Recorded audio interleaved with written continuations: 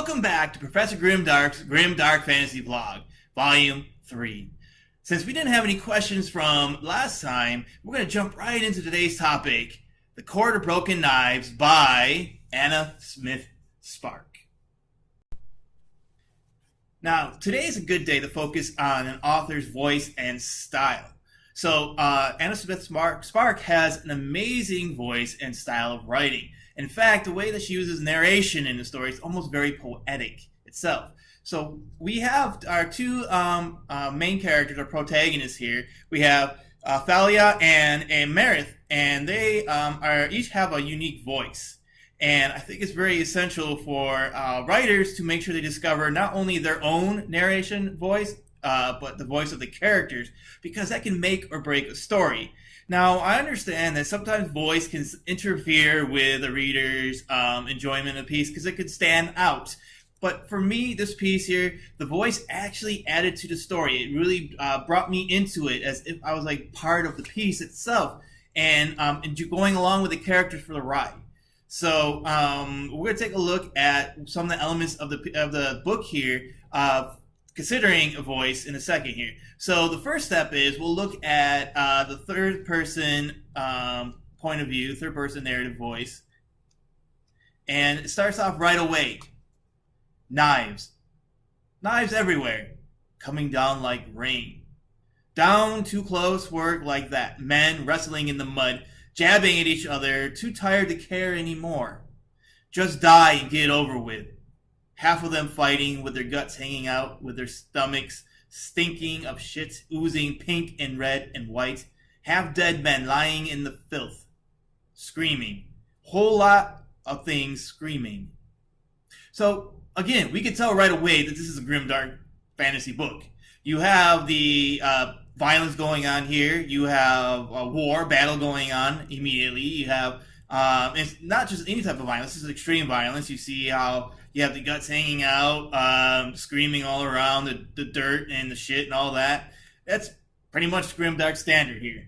And to continue on, what she does is she continues with impossible to tell who's who anymore.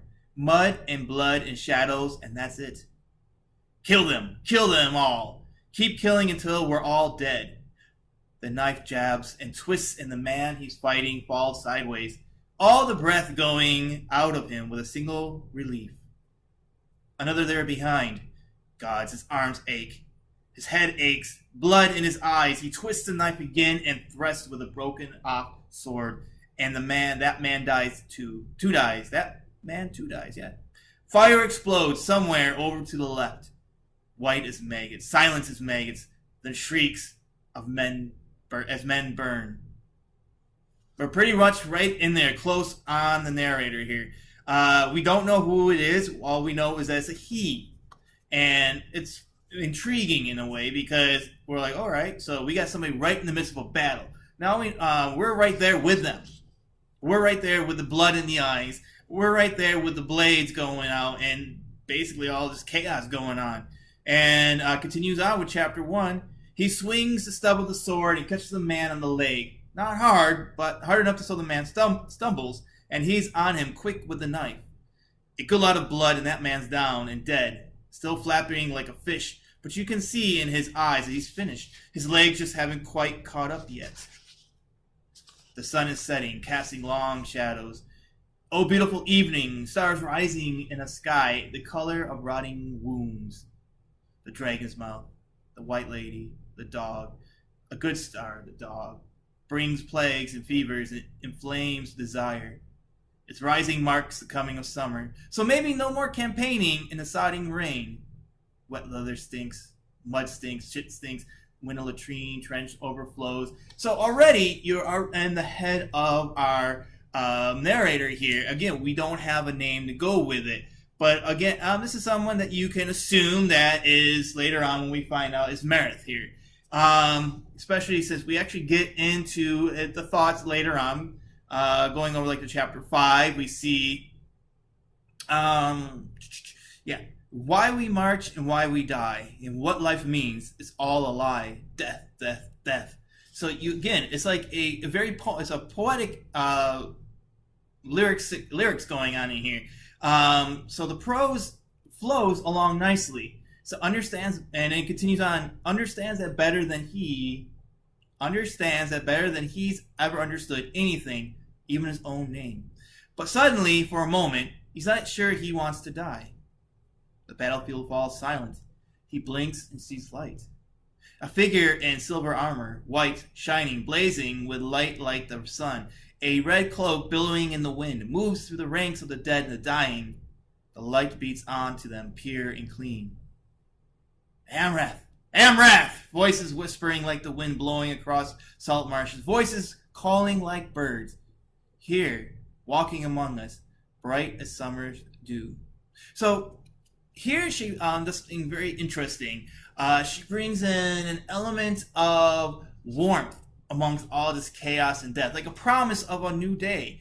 But as we know with Grimdark fantasy, those promises are kind of empty because they set us up for all this hope to happen on, and then they take it right away from us, which makes it really fun to read in some ways because you're like, well, is it going to happen this time? Is there going to be a happy ending? It's kind of like when we watch Romeo and Juliet, we're all like, all right, so is Romeo not going to kill himself this time? Is he actually going to listen and stay banished? Is he going to, is Juliet going to wake up on time? But we already know the ending. Yet somehow we still enjoy watching the play, watching that tragedy unfold, seeing the emotional outpouring. So that's what we kind of get within this novel here, is that is a very strong emotional outpouring in the piece itself. Let me jump to another section here where the author changes her point of view here. And I find it very unique. We're going right to chapter 12. You will wonder, perhaps, whether I enjoy my life. I suppose I do. And I have known no other with which to compare it. But then we can all say as much. All us mere mortals, anyway. I suppose the Emperor must remember his previous incarnations, although he's always the Emperor. There may not be much difference between them. So we go from the he, to start off the novel, and the third-person close point of view, jumping down to the I. And here we are, like, who's this I?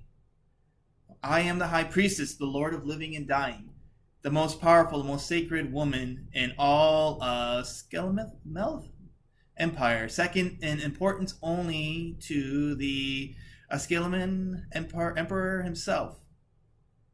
I preside over the most sacred of the great ceremonies in the great temple. I, and I alone, am permitted to shed blood in the temple. I, and I alone, may touch the high altar. I, and I alone, know the true will of the god. So here we go. In this piece here, we see how, the gods have influence.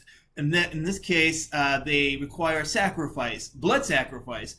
And as we find out later on in the piece here, that there are sometimes children involved. But again, I'm not going to go through and spoil the piece because this is a beautiful book that we should all be reading here. And as readers, we don't like to read what we call the Mary Sue characters who have the perfect life, who go through events in the story unscathed. Yes, they have some challenges they overcome, yet they come out of it ahead without having any real difficulty or challenges. Now, I prefer to have characters who are flawed. And what Anna does here is she does create characters who are extremely flawed. You have one character who is basically a drug-addicted, murdering psychopath in a way. But she creates him in such a way that you feel sympathy and empathy towards him, which is important too. We can't have characters we just don't like because then they're not going to work. So that way we want to root for them or for something for them to be successful. That even though they gain something that they want, especially like in Grimdark, we all know that characters will gain something, but it's not always exactly the outcome they expected. And sometimes it makes their life worse than what it was when it started off with. And or not much of a change, or sometimes it even kills them in the end. In this case here, this is the book one, so we are seeing how the characters are going through their own struggles. We are seeing how they have to overcome the various events. We also have some more likable characters who are also very much flawed. Tobias comes to mind. He is a mercenary in the piece, and he's one of those characters that at one moment you're all like, okay, he's pretty cool, he's all right, but he's also kind of despicable at the same time.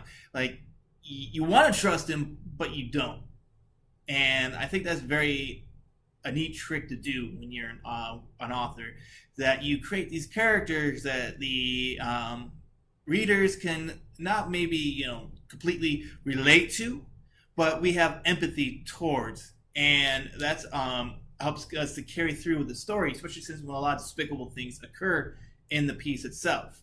Especially since one of our characters, as we know, the priestess there, she her job is to sacrifice people. So she's already around a whole lot of death that's going on. So in a way, it kind of you think to yourself like, all right, I can almost feel bad for her because she's trapped. But at the same time, she's made to do these horrible things, and so it's up to us as readers to kind of go along and find out, okay, so what are these redeeming features within these characters? Because again, they're not all morally good and not morally bad. They're right there in the middle. They're in the gray zone. They do some bad things, yet they do some good things too, and it all supposed to balance out. Except for in grimdark fantasy, it usually tilts towards a more grim ending for them. And since we only have book one, we don't know exactly where this ending is going to go. Now, I'm going to be cutting this conversation short today only because I have something special for you readers and viewers, that is. And I hope that you enjoy. Because today, we have our very first guest on Professor Grimdark's Grimdark Fantasy Vlog. Enjoy. All right, so we're here with the Queen of Grimdark, Anna Smith-Spark? Yes, Anna Smith-Spark. So, welcome to the show, and you're our very first guest on the Professor Grimdark vlog. Thank you for being with me today. I'm absolutely excellent. I'm so flattered to be the first guest. It's amazing. Thank you. I was very excited. Like I said, when I first approached you, talking through Facebook Messenger, I was like, okay, she's going to say no. I'm going to get no from all these people. And she's like, yes, give me the date, give me the time, we got it. I'm like, all right, I'm there. Cool, let's do this. So, as we know, this was your debut novel, The Court of Broken Knives, and just here it is. Yay! So, could you talk to us about your style? Why? Yeah, my style has caused some controversy, let's say. I think there's one person who apparently he took it back to bookshop after he'd read the first paragraph. First paragraph being the word knives, and so yeah, I feel really he took it all the way back to the bookshop after reading one line. So however, other people have said it. I know the dedication. I don't go bother taking stuff back to the shop if it's. I've had shoes that have my feet bleeding. I bother taking them back. But other people have sort of said, it is the most distinctive voice they've come across in fantasy for 10 years maybe. And yeah, I mean, I know it's not. I don't write typical fantasy. Peace of the Queen said this lovely thing about you have to stop thinking that what I write is a traditional fantasy thriller, kind of, because it's operatic black metal according to Peace of the Queen, which I love. I like that the symphonic metal. That's what I listen to, definitely. Yeah, it's black metal opera, and it's because it's I mean, I actually come from a poetry background. The two big things that really influenced what I was writing were poetry and kind of modernist poetry. People like Pound and T.S. Eliot, and the kind of people, so modernist poetry, modernist literature, and also mythology, particularly Norse mythology, the sagas, the Eddas, and they kind of sort of Anglo-Saxon poetry, Anglo-Saxon story, history, mythology, and all of that kind of coalesced and into this kind of this style. And actually, there's a lot of influence. The other big, huge influence on me, I think, was the crime writer James Ellroy, who I read, I think virtually everything he's written when I was a teenager. I just burned through them all in one amazing summer. I mean, some of his stuff, one of his novels, White Jazz, is famously basically unreadable. It's It's incredible. It's a crime novel. It's a really hard-boiled American crime novel, kind of these sort of guys with guns, gorgeous women, drugs, drink, kind of, but absolutely immoral, and yet with that kind of, in the end, that kind of heroic. The hero is somehow, despite how utterly immoral and utterly vile these people are, somehow at heart they are essentially a kind of gamble hero. But when he wrote this novel, and it was 100,000 words too long, and his editor told him he to cut out 100,000 words. This is true. So, but rather than cutting out, anyone else would have thought like, okay, I'll cut out 2 entire subplots. I'll just write out, 2 subplots, 3 characters, cut it down by 100,000 words. What he did, he cut out all the words like the and is and said. So basically, you get this completely. You just get kind of like drugs, pain, drink, gun, bullet, fuck. And it just it's virtually impenetrable. You just have to actually sort of drop little info down paragraphs which basically tells you what just happened in the last 100 pages. But it is like you are literally inside the mind. You are just crawling around inside the brain of this totally, incredibly intense, deeply unpleasant person involved in crime and policing and drugs and sex and drink, and you are just absolutely there in their skull, because all of that kind of the words that you use to tell people this is a story are just gone. It's just pure. It's like a stream of consciousness. It's like Ulysses, but with smack and whiskey and guns. It's just unbelievable. And I just burnt through these books as a teenager, and some kind of bizarre conversations. I guess I'm kind of writing like the Norse sagas, but kind of, or the Iliad, but kind of in Elroy style. Kind of maybe something like what I'm doing. Yeah, and even the professor's got something to confess here. When I first read it, I'm like looking at the first pages. I'm like, okay, I'm doing this to study the genre here, the subgenre Grimdark. I'm like, this is recommended to me because when I first started off, I had all these male authors, and one of my professors said to me, "Are there any female Grimdark writers?" And I'm like, that's a very good question. So I took it to the board, and your name and Stevens came up. And so I'm like, okay, I gotta check them out. And when I was in the middle of reading other books. I like looked through the first pages, and I'm like, I don't know. So then I put the book away, said I'll get to it. I gotta do it, and I picked it back up, and I was like, wow, so immersed in the piece there. The way that you get so used to the almost minimalistic style, poetic style that you have going on in there, really brings the world to life. You get to the emotional quality of the characters, and I found that very fascinating. So, what draws you to Grimdark? Oh, I mean, I think it comes back to the style. I didn't set out to write a grimdark fantasy novel. I didn't really set out to write a novel. I set out to start writing something. And what I hadn't written for a long time. I used to write very arty torture porn as a teenager. Very very very high concept, high art torture porn graphic novel scripts. And then I hadn't written, and poetry as well. Very severe. And poetry, yes. Actually. But then I hadn't written anything for a long time. I'd done a PhD, I was writing essays, but I hadn't written any fiction for a long time. Mm-hmm. And then I just started writing. And what came pouring out was what is now chapter 2, the scene of men in the desert. Yes. And what just came pouring out was this just kind of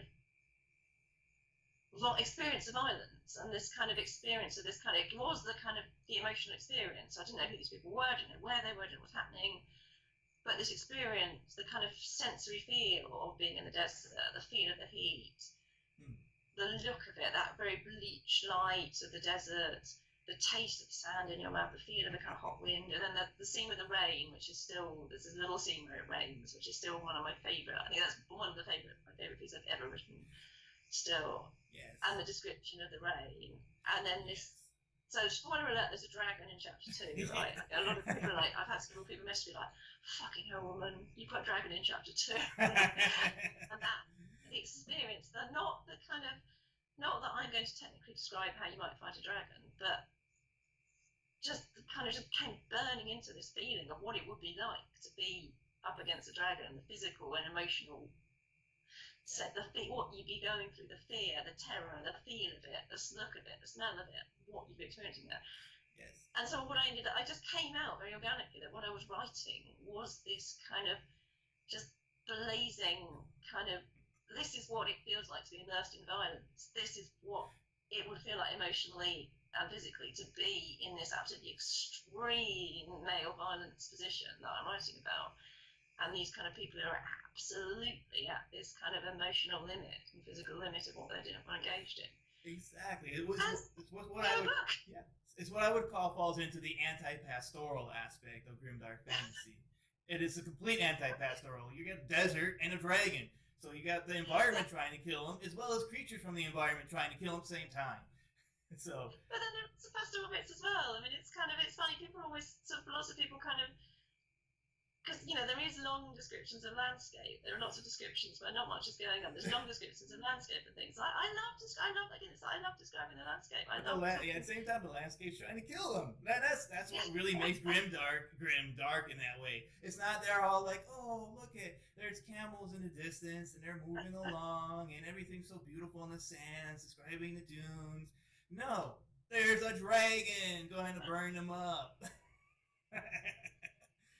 They're dying.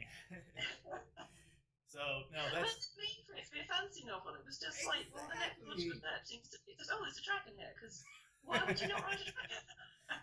See, I don't understand how people don't like dragons in their fantasy novels. I love dragons. Yeah, I know. I mean, yeah, no, dragons are great. I mean, that kind of very low fantasy. There are a lot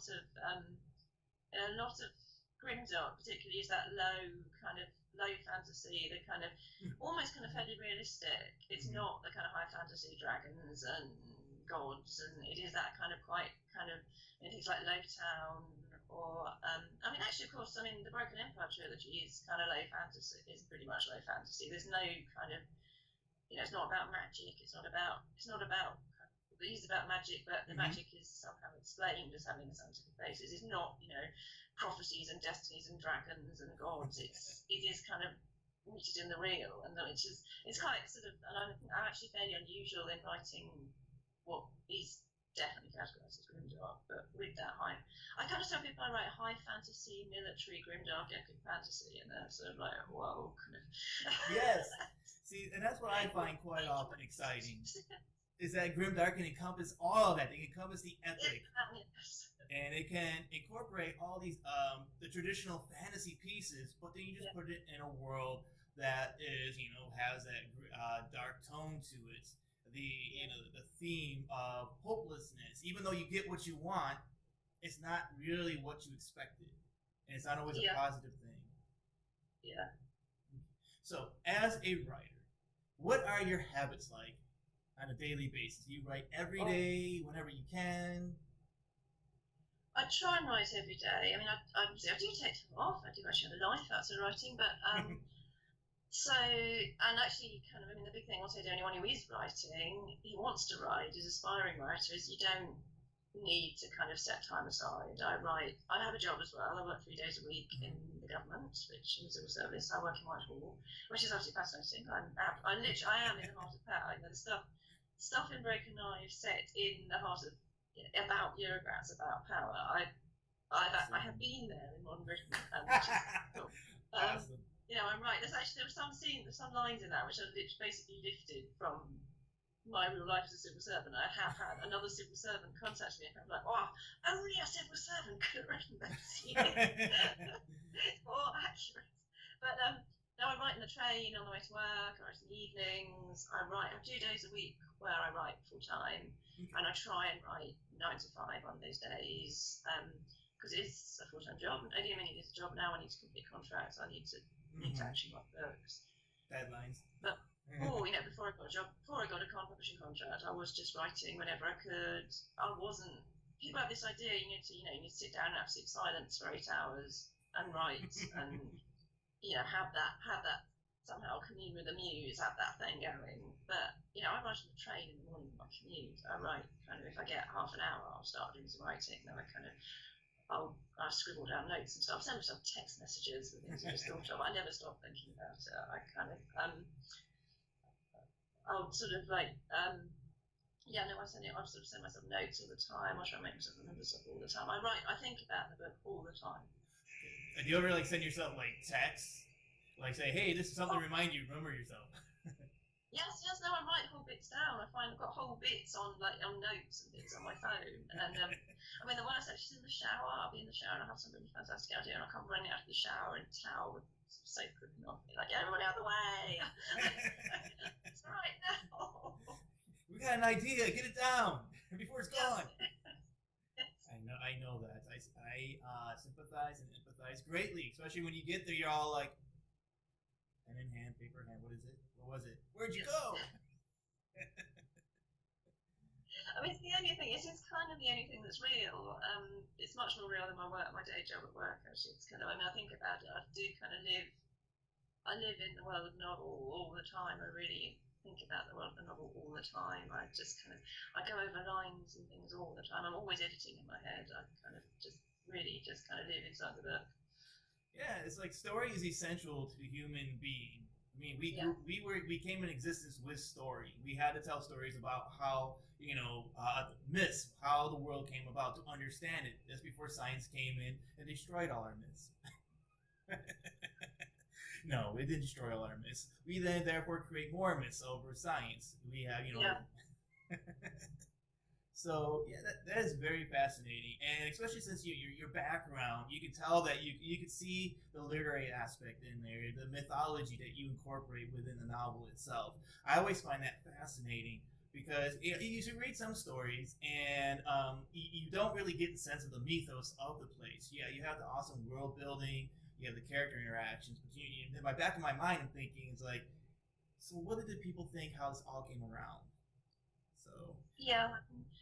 The one of the huge influences on me, and one of the kind of well, probably the one of the writers I admire more than anyone is R. Scott Baker, because I mean it's Baker's world is so complete and his vision is so complete, and the mythology behind the kind of you almost kind of feel if you've read kind of if you've yes. exhausted if you've read the Eddas and you've read your kind of Kevin Crossley Holland's retelling of Norse myth, and you've read your Roger Nansen Green retelling of Greek myth, and you're kind of, well, what else is there? You've read the Mabinogion, you've read all that stuff. What else is there to read? It's like, well, I'll go and read Baker because that's like a mythology. That's someone else's mythology. That's like a mythology. Sometimes it's not true, but hey, it is so developed. It's like it's a whole history and mythology. Yes. It just happens to not be kind of quite as true in the same way that reading stuff about ancient Greece might be true. But it's just so developed, and I'm just in awe of Baker that I know he spent 10 years or something developing it all before he wrote it down, but I'm in awe of what he does in his world. And what I think he does, actually, what I want to do is not explain stuff. Right. What I find quite frustrating about a lot of modern fantasy is that everything has to be explained. The magic system that explains how magic works, and the kind of the reveals that everything is revealed, and there's a reason for stuff. There's always if someone's talking about a piece of mythology, something from the past, from history or mythology, it's because there's a reason for it. The world building is very much about driving the plot on. Yes. Whereas actually, if you look at stuff like the Iliad, the Odyssey, the Mabinogion, Beowulf, there's kind of weird stuff in there that is not explained. It's just part of the culture. Yes. And you never get it. There's no purpose for it. There's no explanation for it. It's just the way we might talk about football stars or pop stars. We might just randomly talk about something being kind of a bit Beyonce. Yeah. And we don't have. There's no reason for that. We're not explaining it. It's not purposeful. It's just part of the kind of culture, and that mystery of this world that you don't quite understand because it's someone else's world and they're not explaining it. And there's all these layers of world. It's like being in a foreign country. I love that, and I love that about fantasy. So you think that really, sometimes the fantasy author feels obliged or almost compelled to have to explain the rationale, that they don't trust their readers enough? Yeah. People kind of. I mean, people sometimes do want that. There is a kind of element in the less. I want to be really snobby here and say something about less intellectual fantasy or the kind of the sort of superhero universe, but everything is explained and everything has causes and everything is linked, and the kind of kind of. I mean, Star Wars is the classic example where everything now you start off with these original 3 films, where there's a whole lot of stuff that's never explained, and there's a whole lot of stuff that's just, well, why are these people here? Well, they just happen to be here. Well, what was the Clone Wars? Well, we don't know. We don't know. We never. At the original films, there's all this stuff about the Clone Wars. There's this stuff about the Falcon doing whatever it is, run in 12 parsecs, and you never get that. Doesn't that's never explained. It's never really part of anything, and so you build your whole sense of this other slightly alien world, like being in a foreign country and having that. I don't know quite what that billboard's advertising, but it's obviously something interesting. I don't really know what they're talking about here. Maybe that person's a cop star. I don't know.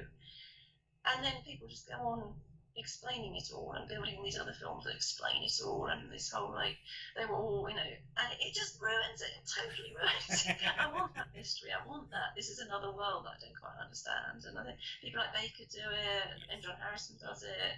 Le Guin does it amazingly in the Earthsea stuff. There's all this stuff in the Earthsea series. There's so much stuff in Earthsea that's never really explained. And then people like Christopher Tolkien go and publish all the stuff and explain it, and you find out what it all is, and it's not the same. It's not the same. No. If my heirs ever go and write all the backstories for all the stuff I mentioned, I'll be furious. And also all this prequel information is like, yes. That's why it's called prequels. It happens off the stage. The author didn't want it in the book for a purpose. Because because there is so much in fantasy. One of the reasons I love fantasy is that slightly alien world. I mean, I read a lot of historical fiction. I read a lot of fantasy. They're the two genres I read the most in. I quite enjoy things like Scandinavian crime novels, which is, again, it's a slightly different world. You're reading, there's some fantastic Norwegian crime novels from Karen Fossen. And because she's writing novels that for her, she's talking about stuff that for her is just perfectly makes sense for Norwegian culture, but for me, obviously, it doesn't quite make sense in the same way because I've never lived in Norway, and I love that kind of, I love that slightly weird, slightly mysterious. I don't quite understand this world. It is different. It's so different to my reality, and I don't want it explained. And that's one of the things I've always loved about really, really good fantasy is it leaves that you are just traveling in another country, and you can never quite understand it. I love that. Yeah, it's like the in the moment experience. So, yes. Yeah. Yeah. Oh well, I don't want to hold you up or take up any more of your time. I just want to thank you for being on the Professor Grimdark podcast here. And I know you have a new book that's already been released in the UK. And it's not been released in the UK yet. Actually, no, it's actually the release date got changed slightly. We were just because I'm published. My UK publisher also publishes George R. R. Martin, so I was desperately like, they set the release date back by a couple of weeks because the Winter's coming out. But no, it just got set back. But I don't know why. But now I've got Retiring, Living and Dying. Yay! The UK cover. Yeah, this is the UK cover. I haven't seen the US cover. It's also blue, but doesn't look like this. Has the little guy on it again. Yeah. But it's published the 7th of August in the US, and then the 9th of August in the UK. So you guys actually get it 2 days earlier. Awesome! Yeah. So yeah, because I saw the release date, and I'm like, oh, that's so unfair. They always get it before us all the time, but now no, you get it earlier. Yes, and it's more of a war book. It's definitely kind of it definitely owes more to kind of my special subject at university was as an undergraduate was Alexander the Great, the campaigns of Alexander the Great and his successors, and also the Iliad. So I studied the Iliad, and I studied a lot. I studied the Arian's history of Alexander a lot at university. I had the great misfortune to actually have to translate some of the bits of Achilles' storm him onto the battlefield to revenge the death of Patroclus. I actually had to translate bits of that from the original Greek to English, which is one of my favourite scenes in world literature, and translating it from the original Greek in an exam situation was one of the most unpleasant experiences of my entire life. But it's very Broken Knives is kind of got the kind of political stuff from my political background as a civil servant, actually the kind of politicking that goes on in academia, which I'm sure you're aware of. Retiring, Living and Dying is definitely more of a war book. It's definitely got my kind of love of military history and my knowledge of military history coming out in it, and the language of big battles and stuff. Oh, I love the language of big battles. I mean, I was saying to my editor, can we put those little battle schematics? We get little arrows and the little like all that kind of weird spaghetti junction of arrows and sort of this guy's horse and this guy's kind of humping a foot and well, the little arrows, and somehow this explains how the battle was won. And I was, can we have some battle schematics? Can we do some battle schematics? So, maybe I'll get someone to do me a special edition where you have little battle schematics. Nice. Awesome. So I love that. I love that kind of stuff. All right. Well, before we leave, I just want to ask one question. Grimdark at all. It's just because we haven't actually talked about Grimdark at all. We've talked about loads of other stuff. But that's okay. This is all part of the writer and the craft, and it's what all goes into Grimdark. I mean, it's your experiences here. So, before we leave, who is one character in your novel that you would not want to meet in a dark alley? So I suppose I'm married is the love of my life. He is just absolutely the love of my life. He's vile as well. He's absolutely vile. He's supposed to be absolutely vile, but he is the love of my life. Actually, probably Tobias, because it's really interesting because some people see him as the hero, and some people say he's just the most revolting or wheezy little shit. And he kind of is me. He's the easiest character to write, actually. I'm quite disturbed about how actually kind of within this feminine exterior there is actually the kind of heart of a particularly cynical, particularly unpleasant, nasty little shit, hardcore mercenary bloke. Tobias is me somehow, which is But no, I don't think he's just if you took against you. I don't think I'd want to meet him in a dark alley, even though he's kind of the hero. Or people say he's the hero. Yeah. Okay, thank you very much. And so, you can find your works on Amazon, and you can go to I have my webpage at www.professorgrimdark.com. We'll actually have a sample photo picture of the American cover.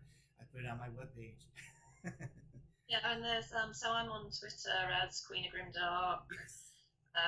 Which was it's not off as a joke. I'm start with it now, and I have actually personally apologised to Joanne McCrombie for the number of people who make Twitter jokes about how I'm married to him. So I think it's very fitting. I would not disagree with that at all. So that's a Queen of Grimdark for Twitter, and you have your webpage, which is my webpage is quarterbrokenknives.org.